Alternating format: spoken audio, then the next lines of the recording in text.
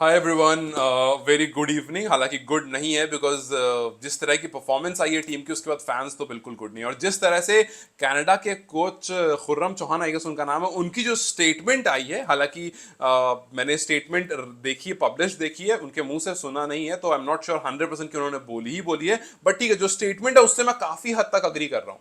Statement ये कहती है कनाडा के कोच की कि नेपाल के जो बैट्समैन हैं वो दो तरह के हैं। एक तो ऐसे हैं जो आकर के सोचते हैं कि भाई बाउंड्रीज मारना शुरू करो, तो वो इधर दूर जो बॉल आपकी बॉडी से काफी दूर होती है ना, जो आप शुरुआत में छोड़ने की कोशिश करते हो, वो उन पर भी शॉट मारते हैं। तो टेक्निकली आप जो शुरू के बैटर होते हैं या कुछ बैटर होते हैं, वो आपको हर बॉल पर सोचेंगे बाउंड्री मारे। या तो फिर दूसरे वो प्लेयर हैं जो कि सोचेंगे यार थोड़ी डॉट बॉल्स खेल लेते हैं, उसके बाद आकर के हम रन बनाने का सोचें। ये काफी फैक्ट जैसा साउंड कर रहा है। मतलब आई डोंट नो कि एग्जैक्टली उन्होंने कहा है या फिर ये बस सोशल मीडिया पर चल रहा है, बट अगर ये कहा भी है तो गलत नहीं है। आप देखो ना, कुछ प्लेयर्स आते हैं और शुरू से सोचेंगे कि भाई ठक ठक ठक ठक मारना शुरू करो। उन्होंने कहा कि कोई भी प्लेयर नेपाल में ऐसा नहीं दिखता है जो सिंगल्स और डबल्स के बारे में सोचता है, जो गैप्स देख करके सोचता है कि यार यहाँ पर गैप निकालते हैं, सिंगल डबल स्ट्राइक रोटेट करते हैं, 50 ओवर का मैच है, टक टक टक टक टक धीरे धीरे लेके आगे बढ़ते हैं। और ये फैक्ट है and this is very unfortunate. आप देखो कहां से कहां आज नेपाल क्रिकेट पहुंच गया है। एक साल पहले, एक साल भी नहीं, मुझे लगता है कुछ महीने पहले, the same Nepal crowd, the same Nepal team, the same Nepali people were talking about getting test status. बहुत लोग लगातार सवाल पूछ रहे थे कि टेस्ट स्टेटस का क्या, टेस्ट स्टेटस के बारे में बात कीजिए, टेस्ट स्टेटस के बारे में बताइए। आज सब कह रहे हैं ओडीआई स्टेटस बच पाएगा क्या, हमारा ओडीआई स्टेटस बच पाएगा। सोचो कि from talking about test status to concern about ODI status, कहां से कहां नीचे आ गए। आप सोचो कि ये वही टीम है जिसने इंडिया को ओडीआईज में 230 रन किए थे। इंडिया को 230 करने का मतलब है कि आप कनाडा, ओमान और पीएनजी इनके सामने आकर के आप 280 या 300 करोगे। ऐसा ही है ना। लेकिन आप देखो क्या हो रहा है, तो from scoring 230 against India to struggling against teams like Oman and Canada. और सिर्फ स्ट्रगल नहीं कर रहे हो आप, जब इंडिया के खिलाफ खेल रहे थे आपने पावर प्ले में ठीक ठाक रन स्कोर कर दिया था। मतलब मुझे याद है कुशल पटेल 100 के ऊपर स्ट्राइक रेट से खेल रहे थे और कुछ 60-65 रन पर आपकी पहली विकेट गिरी थी। 10 ओवर में आपका जो स्ट्राइक रेट था वो 6 से ऊपर का था।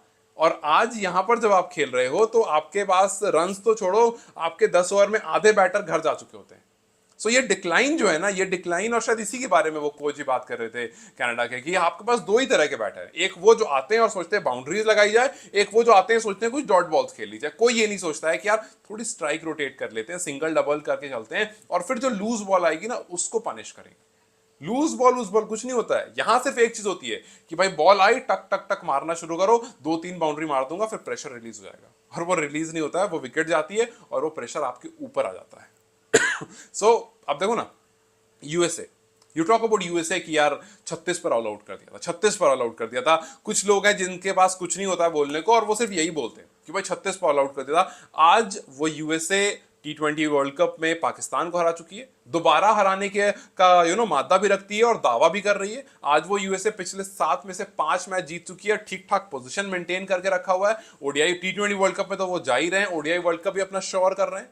तो वो बातें नहीं कर रहे हैं, वो परफॉर्मेंस दे रहे हैं and they are making sure कि जहां गलतियां थी, जहां कमी थी, उस पर काम किया जाए। लेकिन when you will look at your own team, you will see के कुछ बहुत ऑब्वियस मिस्टेक हो रही है फील्ड पर, बहुत ऑब्वियस मिस्टेक। जैसे कैप्टन रोहित पौडेल का कल छोटा सा एग्जांपल देता हूं। आरिफ बॉलिंग कर रहे थे, हम सबको पता है कि आरिफ की जो बॉल है वो कोई 140 145 नहीं आती, बहुत एवरेज स्पीड पर बॉल आती है, जिसका मतलब ये है कि अगर आपको स्लिप रखना है तो थोड़ा क्लोज रखना होगा। लेकिन एक विकेट कीपर था और एक गली में बहुत डीप और बहुत वाइड एक बंदा खड़ा था। इनफैक्ट जो उस टाइम पर एंड्रयू कमेंट्री कर रहे थे, उन्होंने भी कहा कि यार मुझे समझ में नहीं आ रहा है कि क्यों आखिर ऐसा हुआ कि रोहित पौडेल ने इतनी दूर फील्ड रखी। हालांकि आरिफ बॉलिंग कर रहे थे, उनको अपनी फील्ड सेट करनी चाहिए थी, बट इतनी दूर रखी, मतलब नो मैटर व्हाट, कितनी भी तेज बॉल क्यों ना आए, वो बॉल लग करके वहां कैचिंग पोजीशन में पहुंच ही नहीं सकती है। तो आप अटैकिंग फील्ड नहीं लगा पा रहे हो, बहुत बेसिक अटैकिंग फील्ड नहीं लगा पा रहे हो। तो जब फील्ड में आप हो, पता ही नहीं चल रहा है, सो ऑब्वियसली आपको मॉक किया जाएगा। आज कनाडा आप पर ये सवाल उठा रहा है, उठाएगा, बिल्कुल उठाएगा भाई, क्योंकि आपके पास जवाब देने को कुछ नहीं है। Your bowlers are scoring runs. लोग ये कह रहे हैं स्कोर कार्ड देख करके कह रहे हैं, लगता है उल्टा स्कोर कार्ड देख लिया, मतलब नीचे वाला ऊपर हो गया शायद। ऊपर आप देखो ना 2 3 4 5 ऐसे दिख रहे हैं और सारे डबल डिजिट वाले नीचे दिख रहे हैं। कल खैर बहुत शर्मिंदगी से बचा लिया हमें संदीप लामिछाने ने और हमारे जो बॉलर्स ने उन्होंने बचा लिया। हालांकि जब बॉलिंग करने आया तो कुछ खास नहीं आया, क्योंकि आई रिमेंबर जब लास्ट टाइम यूएसए वाली बात हमेशा आप लोग कहते हो, वहां पर इट वाज संदीप जिन्होंने बचाया था। उस टाइम संदीप की बॉल में वो धार थी, अब संदीप की बॉल में वो धार भी नहीं दिख रहा है। सो एक प्लेयर है जिस पर आप अगर बहुत ज्यादा डिपेंडेंट हो, अगर वो आउट ऑफ फॉर्म गया है तो आप सब खत्म हो गए।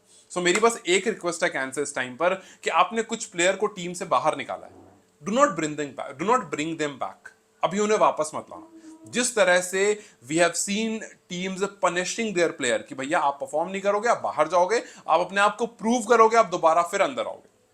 आई डोंट नो कि इस टाइम पर कैन में क्या चल रहा है। मतलब आई नो कि फैंस के अराउंड ये चल रहा है कि भाई रोहित पौडेल को सैक डाउन करो, उन्हें हटाओ, फिर मॉन्टी देसाई को हटाओ। और ठीक भी है यार, ऑब्वियस सी बात है, चलेगा। आपको अगर जब जीतने पर आपको प्रेजेस मिल रहे हैं तो हारने पर क्रिटिसिज्म भी आपको ही मिलेगा। ये लाइफ का बहुत सिंपल फंडा है। अगर आप जीतोगे, हैट्स ऑफ टू यू। अगर आप हारोगे so you will be question. But यहां से जिस तरह से टीम इंडिया का एग्जांपल ले लो, Ishan Kishan was playing decent. Australia के खिलाफ 3 में से 2 मैच में हाफ सेंचुरी लगाई थी, लेकिन जस्ट बिकॉज साउथ अफ्रीका के खिलाफ उन्होंने नहीं खेला, उन्होंने कहा कि भाई मैं मेंटल फटीग से जा रहा हूं, तो फिर मैं अपने आप को खुद से, उन्होंने अपने आप को टीम से बाहर कर लिया और चले गए। फिर उसका थोड़ा चिल रिलैक्स कर रहे थे, बीसीसीआई ने देखा कि भाई ऐसा कुछ है, उनको टीम से निकाल दिया, उनको कॉन्ट्रैक्ट से निकाल दिया। फिर कहा कि अगर आपको वापस आना है तो फर्स्ट क्लास क्रिकेट खेलो, प्रूव करो और वापस आओ। इसी तरह से you have to do with your players. BCCI ने श्रेयस अय्यर को बाहर कर दिया, कहा बाहर जाओ, परफॉर्म करो, प्रूव करो, तब वापस आओ। श्रेयस अय्यर ने प्रूव नहीं करा, श्रेयस अय्यर ने परफॉर्म नहीं करा, वापस नहीं आ पाए, अभी तक वापस नहीं है। उनके वापस आने की कोई बात भी नहीं हो रही है। इनफैक्ट ऑस्ट्रेलिया टूर में ये कह दिया गया कि अय्यर हम आपको काउंट नहीं कर रहे हैं। और ईशान किशन ने बुचियाऊ में सेंचुरी लगाई, दुलीप ट्रॉफी में सेंचुरी लगाई, तो अब जाकर के हो रहा है कि ठीक है, बांग्लादेश सीरीज में विल थिंक अबाउट हिम। आपके साथ यही प्रॉब्लम है इस टाइम पर कि जो बाहर भी निकले उनको पता है कि यार अभी वापस आ जाएंगे, अभी वापस आ जाएंगे, कौन लेगा हमारी जगह। जो गए हैं वो भी तो अच्छा नहीं खेल रहे हैं, कोई बात नहीं, आप उनको मौका दो। और एटलीस्ट जो बाहर गए हैं उनके लिए एक सबक ये होगा कि भाई हम इतनी आसानी से अंदर नहीं आ सकते, और जो अंदर है उनको पता रहेगा कि एक बार बाहर गए तो फिर हम अंदर नहीं आ सकते। थोड़ा प्रेशर अपने प्लेयर्स पर होगा। जब वो शर्मिंदगी से जाकर के फर्स्ट क्लास क्रिकेट खेलेंगे, वहां जाकर के जूनियर्स के सामने खेलेंगे, तो उनको लगेगा कि यार बताओ यार कहां आ गए, कल को हम कहां इंडिया के सामने खेल रहे थे, आज देखो कहां हम खेल रहे हैं। सो ये चीजें बहुत जरूरी है। आई रियली बिलीव के जो बातें, मतलब बातों में तो खैर कोचेस बहुत आगे हैं, बड़ी बड़ी बातें अक्सर होती है। मतलब आप फर्स्ट मैच के बाद बैठते हो, पोस्ट मैच में तो आप कह देते हो कि यार कंडीशंस नहीं थी, दूसरे मैच में बैठते हो तो कुछ और कह देते हो, तीसरे में बैठते हो तो कुछ और कह देते हो। तो बातें हमेशा आपकी रहती है। मतलब मॉन्टी देसाई की बात से कभी कम नहीं है। मतलब आज भी उनके सामने आप माइक ला के रख दो और 2 सवाल पूछ दो, उसमें भी वो आपको कुछ बोल देंगे। So he is a kind of guy जो बातें बहुत अच्छी करता है। बट क्या वो फील्ड पर अभी दिख रहा है? नहीं। कभी दिखा था, हाँ दिखा था, अभी दिख रहा है, अभी नहीं दिख रहा है।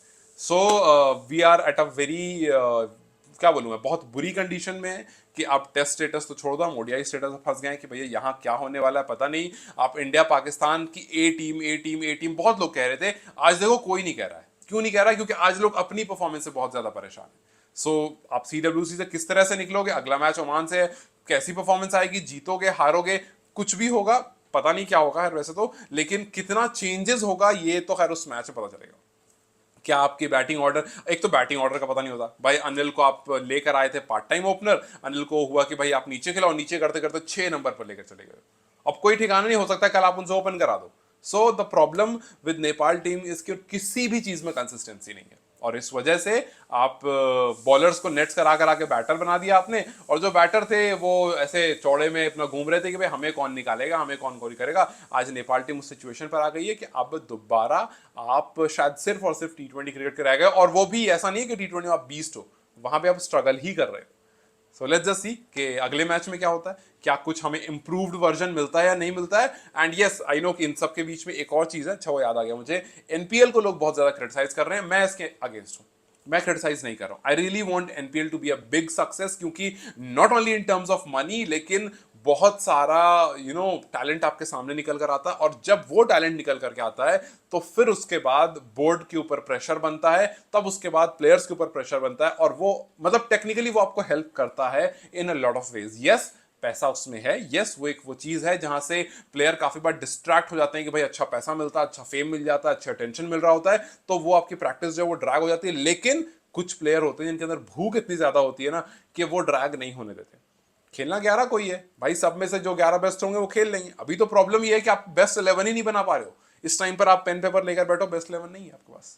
सो लेट्स जस्ट सी आगे और मैचेस हैं उसमें और चीजें पता चलेंगी, लेकिन इस टाइम पर ये टेक्निकली एकदम ऐसे डाउनफॉल है नेपाल क्रिकेट का फिलहाल। डाउनफॉल, अब ये डाउनफॉल कितना नीचे जाता है या फिर क्या यहीं से दोबारा उठ जाता है ये तो फ्यूचर ही बताएगा, लेकिन इसके लिए कैन को और अगर मॉन्टी डेसाई रुकते हैं तो उनको और रोहित पौडेल को काम करना पड़ेगा, नहीं तो will see new captain, new coaches and may be some new work on this team. Let's see क्या होता है। Till then you guys have a good day and suggest if you have any suggestion for this team on the comment section. Bye bye guys, take care.